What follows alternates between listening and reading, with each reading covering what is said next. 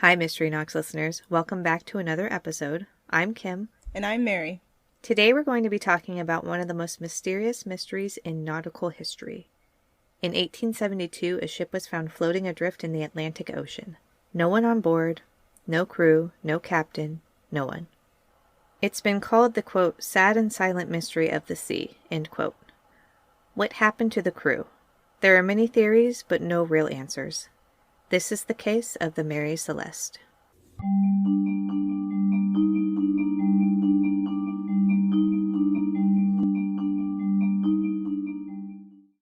So before we actually get started with the case, we have a few announcements to make. If you follow us on Instagram, you should have seen that we've been trying to get to 100 followers, and we actually surpassed that a few days ago. We're at 112 followers, and we said once we get to 100 followers, we're going to do a giveaway. So that's what we're doing. Mary, do you want to tell them about the giveaway? Yeah, we are giving away a couple stickers. I mean, it's our logo. It's merch. And yeah, it's the start of our merch line, so we're very excited about that. Giveaway 2 stickers. We'll be posting a image to our stories, just our Instagram. It's going to be on Instagram. Mm-hmm. Posting to stories, all you have to do is repost it to yours and tag us, and we'll put it in the drawing. However, for extra entries, we'll be saying a code somewhere in the episode. Exactly. Look for that in our stories. So this episode will be out Tuesday, and we are going to post the story Wednesday, right? Yeah. And the story only runs for 24 hours.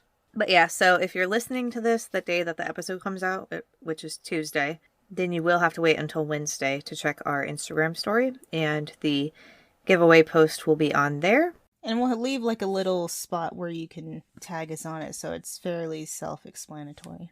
Mm-hmm. And then again, for an extra entry, listen for the code throughout the episode, which will come, I don't know, somewhere in the episode.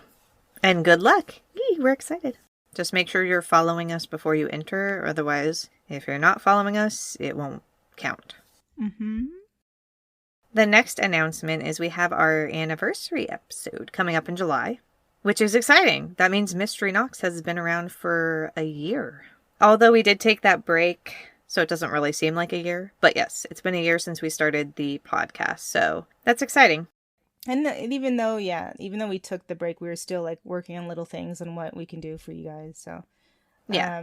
So this episode the anniversary has been in the works for a bit. Mm-hmm. So if anybody has questions, and now it doesn't have to be like about a case or a case that we've covered, but you can absolutely ask about a case or a case we've covered. You can even ask questions for us.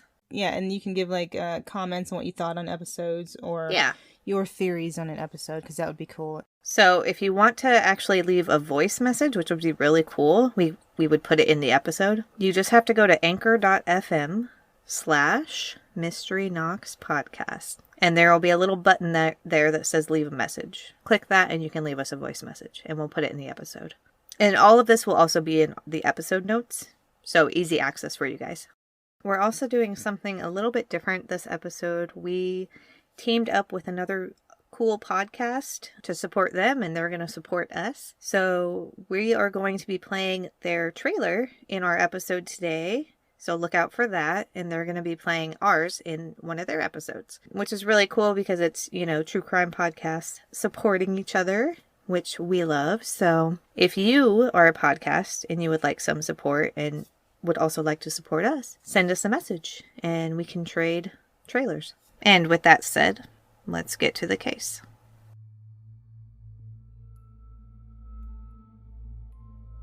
On November 7th, 1872, a ship called the Mary Celeste, an American trade ship, set sail traveling from New York to Genoa with a crew that consisted of 10 people. Captain Briggs, his wife and child, First Mate Albert Richardson, whom Briggs had hand-picked for the journey, and 6 crew members. In addition to that, on board there were 1,701 barrels of a, quote, poisonous form of denatured alcohol, end quote. But before we go into details about the disappearances of the crew, we need to take you back to the beginning and talk about the ship and Captain Briggs. You see, he was a very experienced captain, which makes what happened to the Mary Celeste that much more baffling. Built in 1861, the Mary Celeste was first called the Amazon. It was a brigantine, which is a 2-masted ship, and it was a beautiful ship for the times. The ship was just under 100 feet long and was designed to be manned by a small crew. The cargo hold was huge. In 1869, she was renamed the Mary Celeste and bought by a man named J.H. Winchester. In 1872, Winchester gave the ship a huge overhaul, costing around $10,000. Literally today, it would be over $200,000 worth of repairs and overhauls, so that's a lot.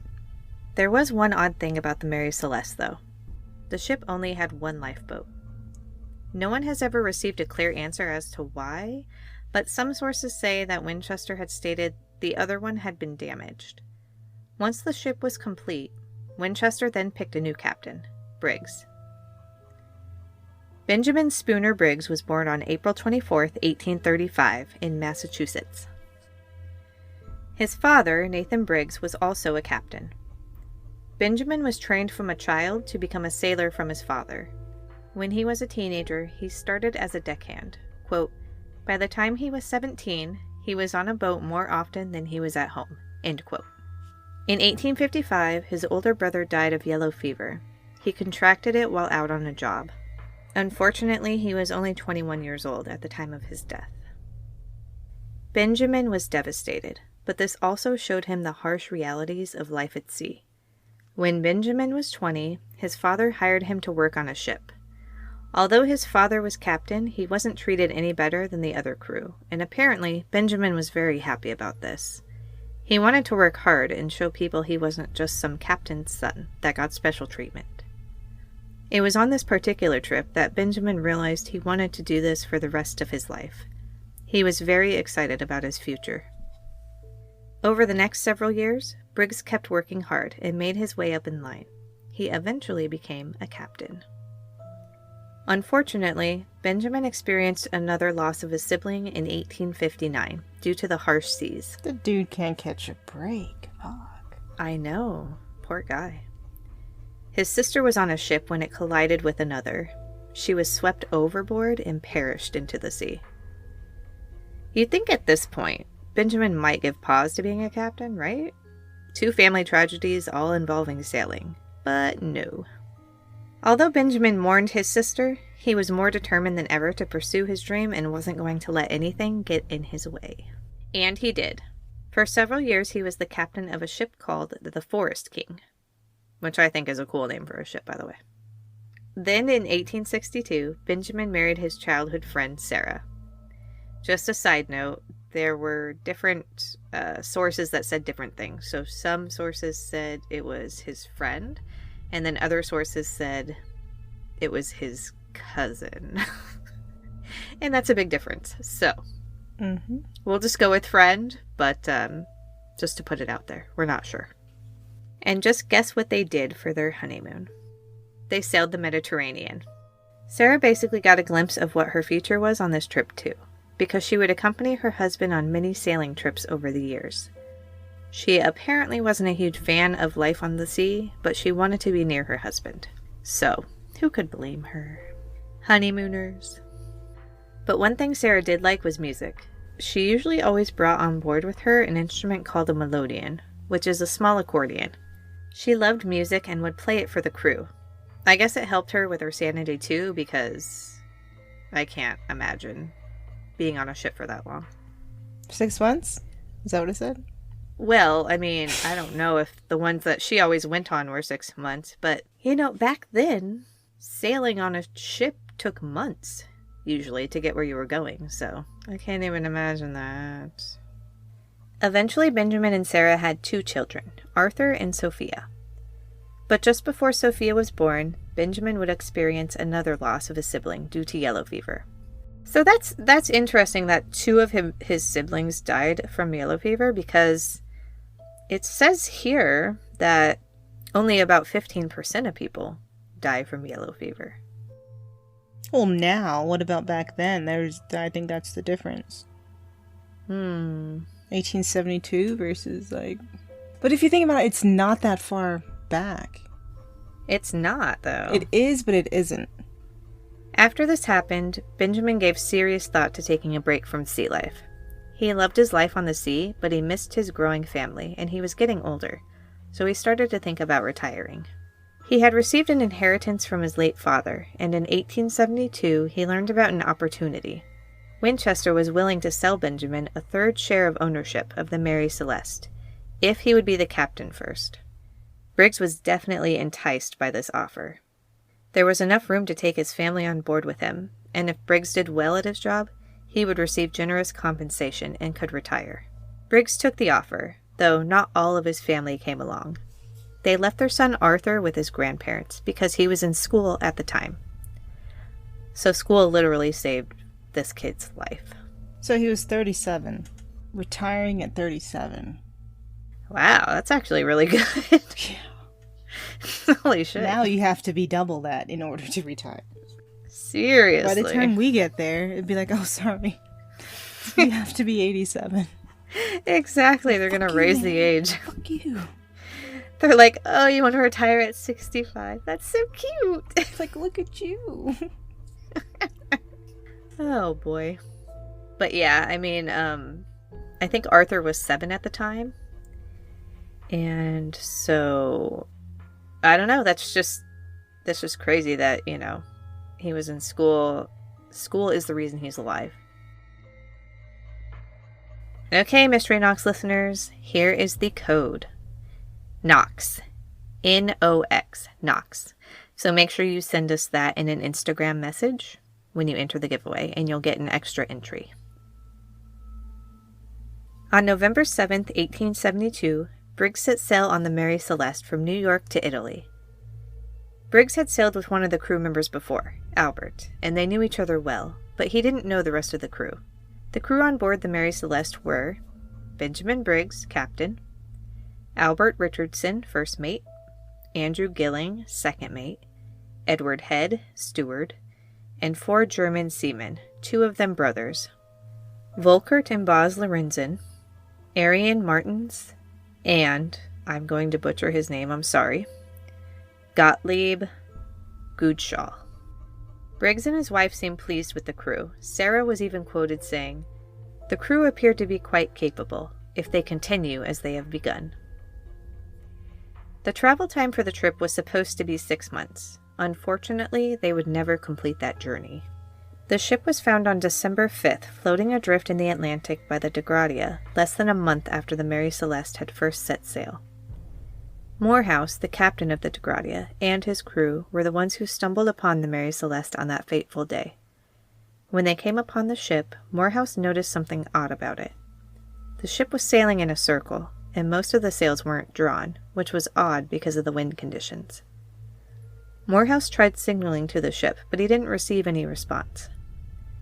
That's when he sent his first mate, Oliver DeVoe, second mate, John Wright, and a seaman to go investigate. What they found aboard the ship was so unexpected, it would be forever haunting. He found nothing. More specifically, no one. There was absolutely no one on board. It was like they had all vanished. The crew's belongings were all still there, as was their 6-month supply of food and the 1,701 barrels of alcohol. There was no lifeboat aboard, but also no evidence there had ever been one. Do you remember earlier when we were talking about the ship only having 1 lifeboat? According to some sources, Winchester had told Briggs because of this it would be dangerous to bring his family. Now Briggs apparently asked Winchester to fix the damaged lifeboat and add it on board so there would be 2, but there's no evidence that this was ever done. According to American Heritage, quote, "The ship's stores contained provisions for 6 months and ample drinking water. In the seamen's quarters forward and by the berths amidships, occupied until recently by the Celeste cook and 2 mates, were sea chests packed with clothes. The captain's cabin likewise contained clothing, stowed in boxes and hanging from hooks, including, besides masculine attire, dresses, a pair of woman's overshoes, and articles of child's wearing apparel, also child's toys." End quote. A melodeon stood opposite the captain's bed, which had been slept in by a child, DeVoe guessed. Under the bed, DeVoe found a sheathed sword with faint discolorations on its blade. There was also 3.5 feet of water sloshing around the bottom of the ship, and one of the ship's pumps had been disassembled. Wait, so ship's pumps, what is that? Basically, it's just a large pump that is supposed to throw water overboard that gets at the bottom of the boat. But I looked it up on Google. Now, I don't know. Obviously, this was back in 1872, so I'm not sure if the pumps, obviously, I don't think they're mechanically the same, but essentially it's the same sort of function. Exactly. They have the same function. So it says here on carverpump.com that marine pumps, they're a type of water pump found on both large and small ships. They are responsible for removing water accumulating in wells and throwing it overboard. It's impossible to stop water and oil from collecting in your bilge wells, bilge wells, which is the bottommost part of a boat. Okay. So one of those was disassembled on the Mary Celeste, which they noticed when they came on board. The last entry in the logbook was on November 25th at 5 a.m., suggesting that something had happened just over 2 weeks after the ship had originally set sail. The Mary Celeste did not appear to be damaged, even with the water at the bottom of the boat. It was still in relatively good condition and had hardly any damages that would cause anyone to abandon the ship. So then what happened? Had Captain Briggs ordered everyone off the ship? And if so, why? If not, where were they? After the break, we will discuss the multiple theories about what could have happened to the Mary Celeste. Stay with us. Hi, I'm Brittany. And I'm Amber. And we're the hosts of True Crime Buzz. We believe there's nothing better than a good glass of wine. Or Diet Coke. And true crime. So buckle up and get ready, y'all. Because each week we like to pour a glass and discuss the most insane true crime stories ever. That's right. Murders, missing persons, cults, we cover it all. You can find us on Apple Podcasts, Google Podcasts, iHeartRadio, and Spotify. With new episodes every Tuesday. So grab a drink and join us. Cheers!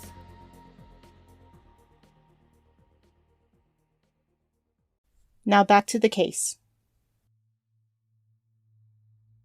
When it comes to theories about the Mary Celeste, let's first rule out the obvious. Assault by a giant octopus or sea monster. And aliens.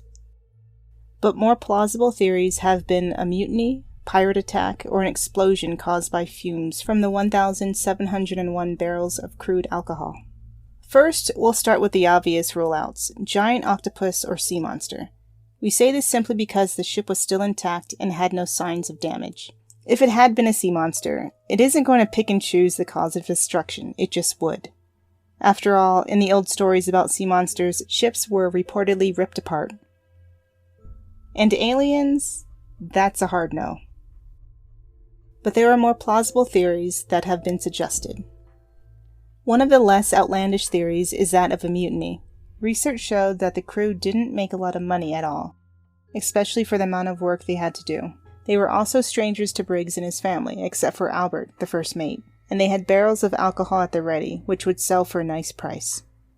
At first we thought this could be a valid theory. Hell, people have killed for less, but when we learned more about the evidence, this theory didn't make sense to us.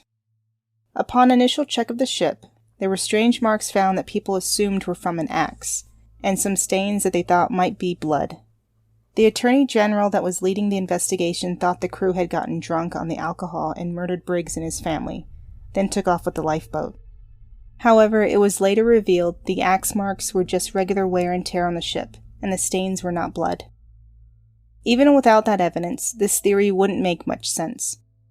If the crew had mutinied, why would they leave a perfectly good ship and risk their lives in the ocean on a lifeboat? Due to that fact alone, this theory falls flat with me. It should also be noted that the alcohol on board wasn't fit for drinking as it was industrial grade. And for those wondering, industrial grade alcohol is, quote, distilled ethyl alcohol, normally high proof, procured and sold for other than beverage purposes, end quote. Common uses are for cleaners, cosmetics, fuel, pharmaceuticals, and more, like antifreeze, solvents, dyes, and inks. So they would not have even been able to drink that. No. If they had, though, would they have... I don't know. I want to say no, but I don't know people nowadays, you know? Interesting. I mean, people are drinking freaking mouthwash. That's true. I mean, that's not going to do anything. It's not Yeah. a high proof like this stuff, but I'm just saying, people will do shit. That Yeah. is interesting. Okay. One of the more popular theories was that of a pirate attack. However, suggestive findings proved otherwise. Once we learned that nothing was looted from the ship, nor was money taken, or the ship destroyed, the pirate theory didn't make sense. If pirates had attacked the ship, you would think there'd be goods missing and evidence of foul play. But there was none of that, and actual pirates would have taken advantage of that. Any thoughts or theories about the pirates' attack? Yeah, I just, I mean, you already said it, like, why we don't think it was a pirate attack, or why people don't think that now. But I know, like, back then, obviously a lot of ships got pirated, and, they usually do destroy the ship, right? They destroy it, they run it aground, they take it as their own. take it. Yeah. Yeah. Okay. So yeah, that whole thing about... It's always a destructive element to it. Yeah. I want to And say. they would not have just left all that alcohol there, because that was worth a lot of money. I think that's the first thing they'd go for. Yeah, absolutely. And then all the, there was still food on board. It's like 6 months worth of food on board. So that just rules that out for me, for sure. Like any sort of thing that's not bolted down, you take. Yeah. Another theory was a possible explosion caused by the fumes from the 1,701 barrels of crude alcohol in the ship's hold, causing the captain, his family, and the rest of the crew to take a lifeboat ashore. It's noted that 9 of the barrels were made of red oak and not white oak, like the rest, which red oak is known to be a more porous wood and therefore more likely to leak. I found that really interesting. I went on trusty Google and looked up red oak versus white oak. And on woodworkersource.com, it says here, in quick terms, white oak contains a couple of properties that allow it to repel water and resist rotting away better than red oak. So that makes sense why red oak is more porous.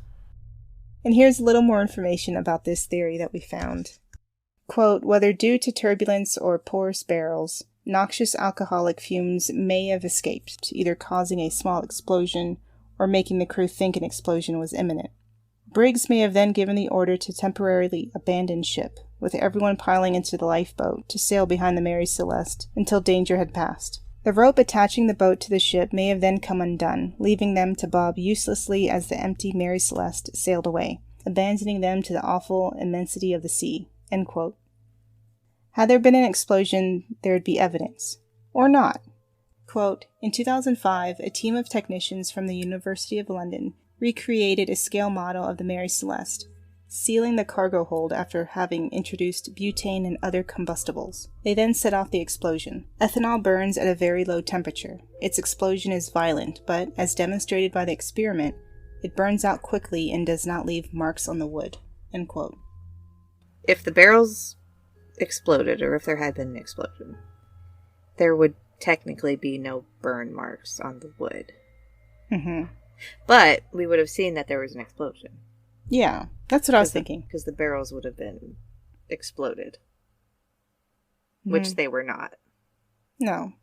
Right. Okay. So it was just emitting fumes of some sort.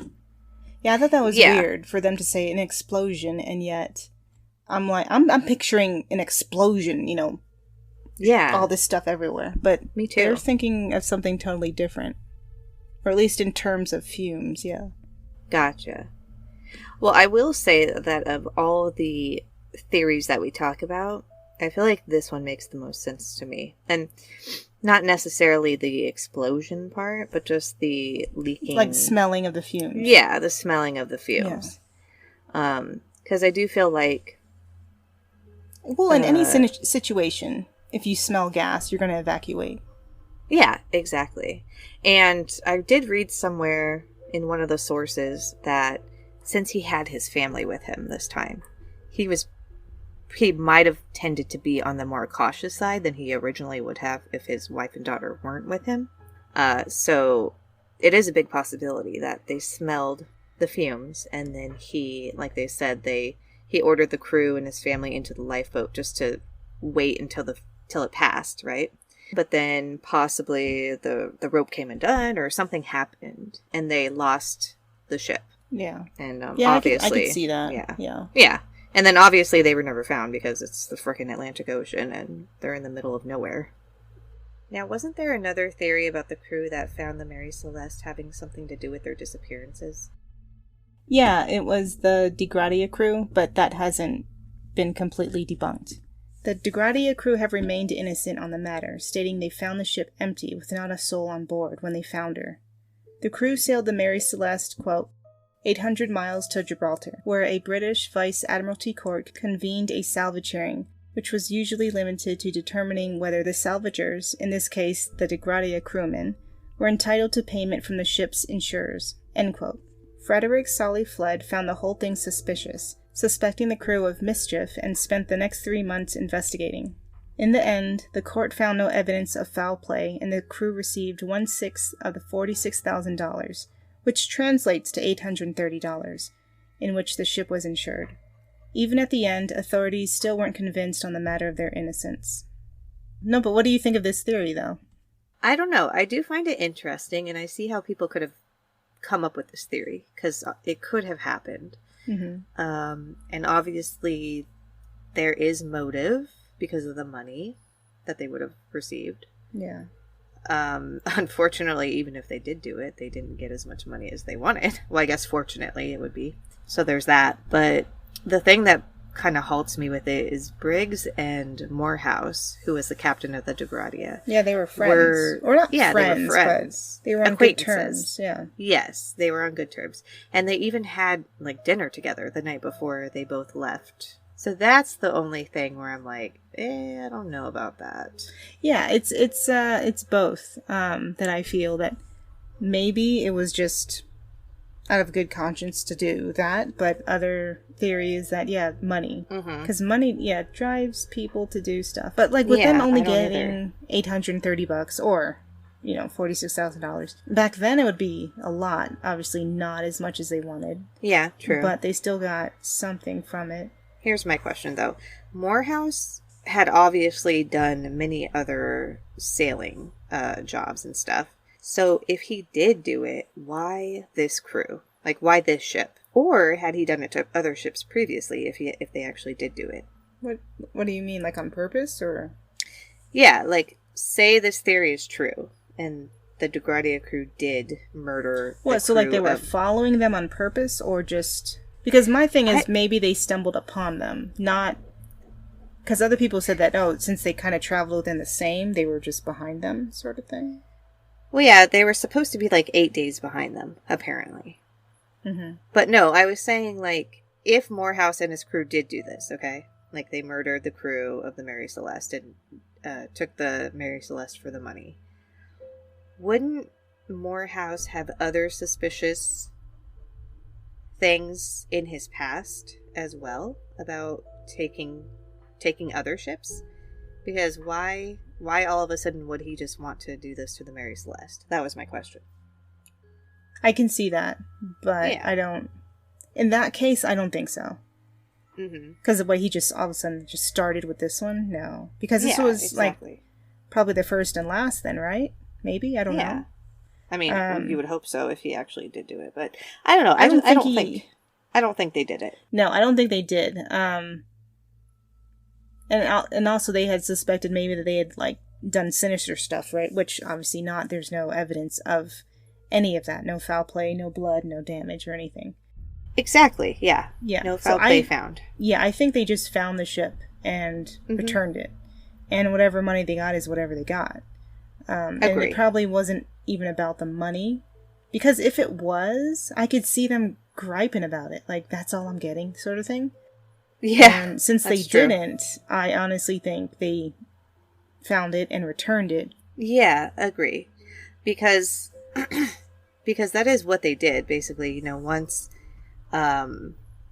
hold on, I gotta see his name again.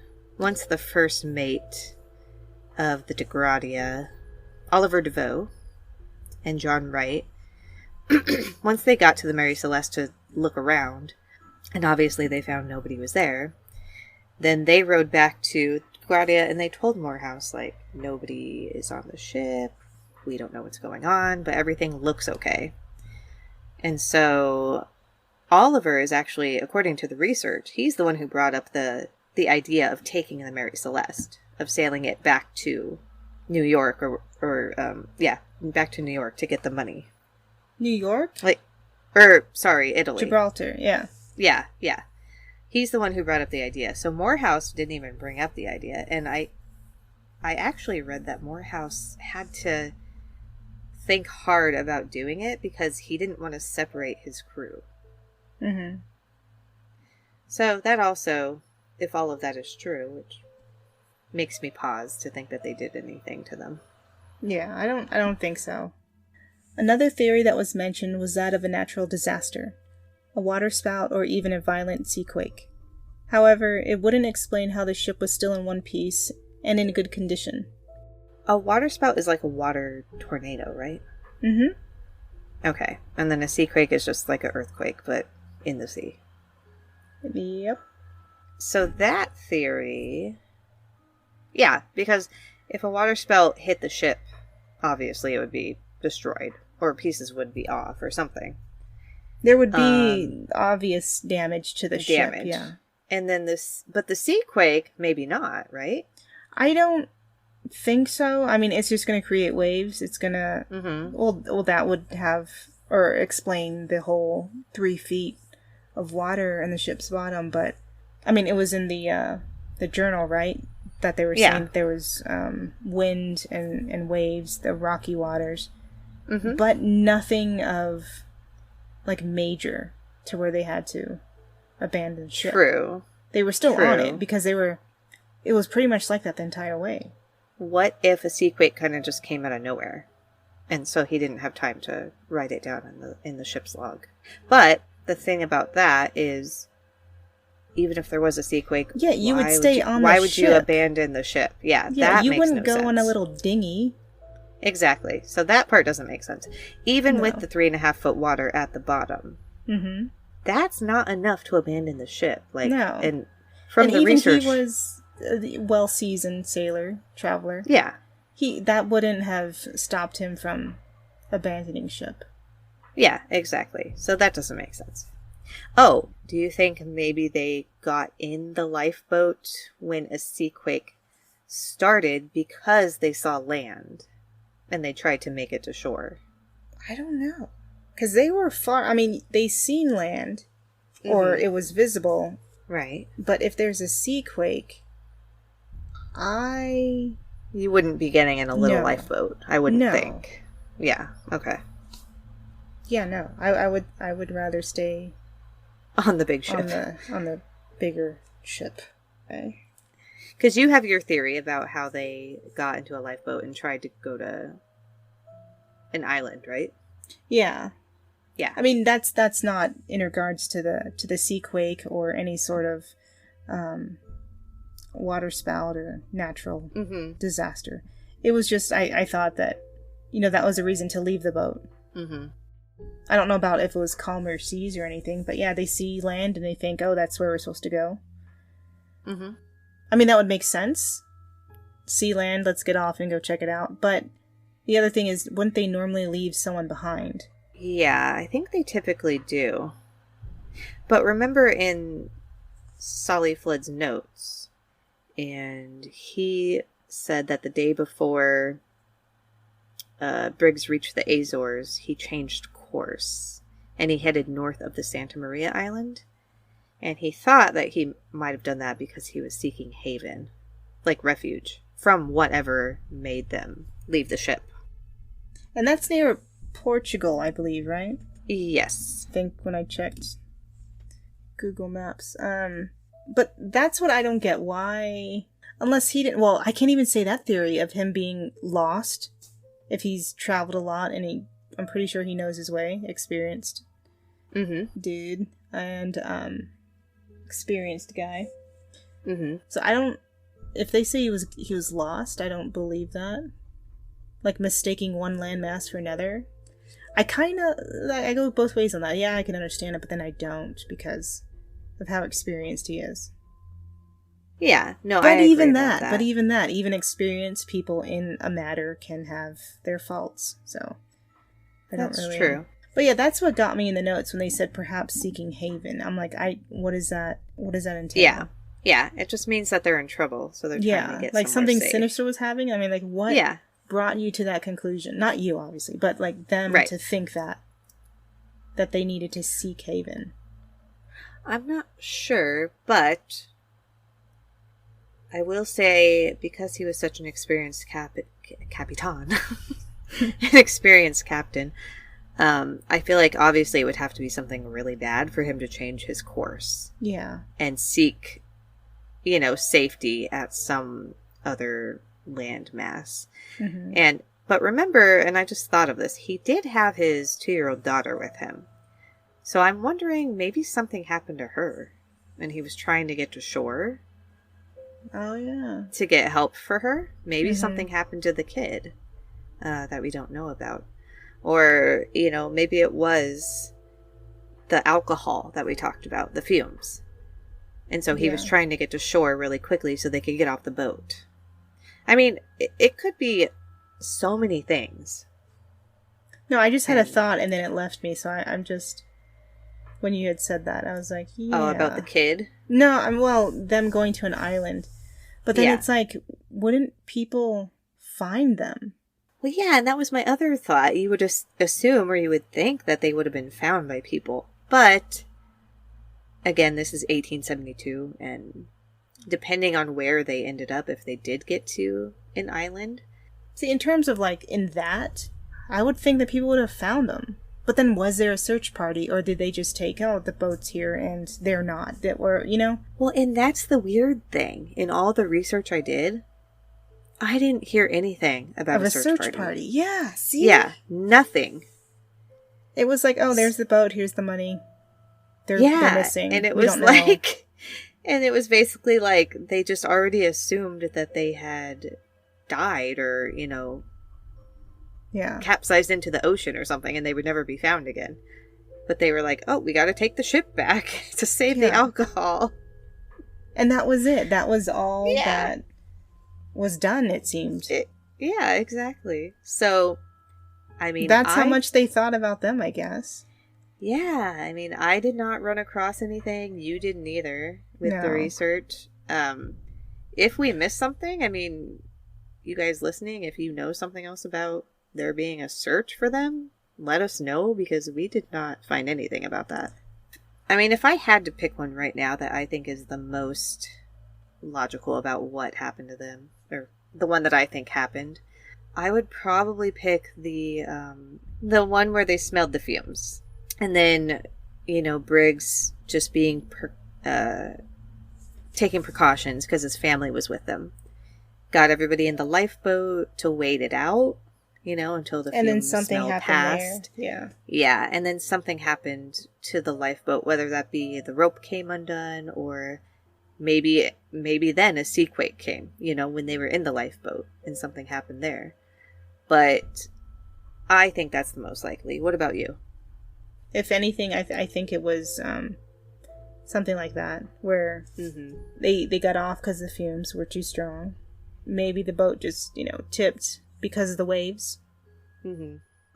But yeah, I could totally see that happening then, just capsizing in the lifeboat. Mm-hmm. Yeah, I think that's the most likely. So I was actually curious about what happened to the Mary Celeste, so I looked it up, and in 1885, a captain named G.C. Parker deliberately sailed the Mary Celeste into a reef near Haiti. And the reason he did that was to claim the insurance money on the ship. But, funny story, I guess, the ship never actually sunk, which is what he was aiming for.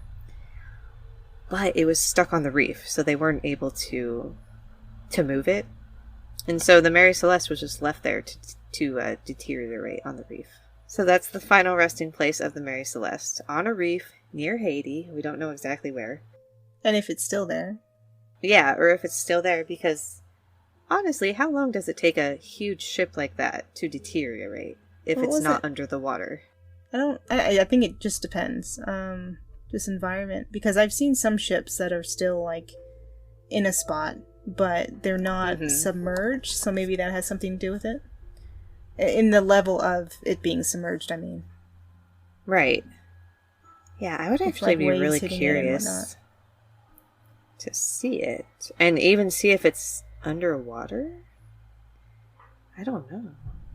Yeah, because a certain amount of disturbance. Yeah. Just because, I mean, like Titanic, that's still, for the most part, intact. Right. But that's not, it's not being hit with a bunch of, like, current or anything. Yeah, that's true. It's interesting, to say the least. Mm-hmm. Yeah. I mean, I never thought that this story would be as, like, interesting at the start, because I was like, ugh, I don't know about this ship sort of thing, mystery. Right. But that seems to be the thing of things with this. Yeah. We pick something, and at first it's like, oh, I don't know about this. Exactly. Yeah. And same. it turns out to be interesting, and we learn a little bit more about freaking water spouts and yeah. sea Water quakes pumps. and, Yeah. Learn something new. And that's it. Yeah. That's the case of the Mary Celeste. All right, Mystery Nox listeners, that's it for today's case. Thank you so much for joining us. We want to hear your thoughts on this episode, so let us know on our Instagram and Facebook at Mystery Nox Podcast, on Twitter at Mystery Nox Pod, or send us a voice message on anchor.fm/Mystery Nox Podcast. A list of our sources and photos from this case can be found on our blog at mysterynoxpodcast.wordpress.com. If you'd like to help support this podcast, you can give us a rating and review on Apple Podcasts, and don't forget to subscribe to us on Spotify, iHeartRadio, Google, or wherever you listen to your podcast. We'll see you on our next episode, and remember, stay weird, stay curious.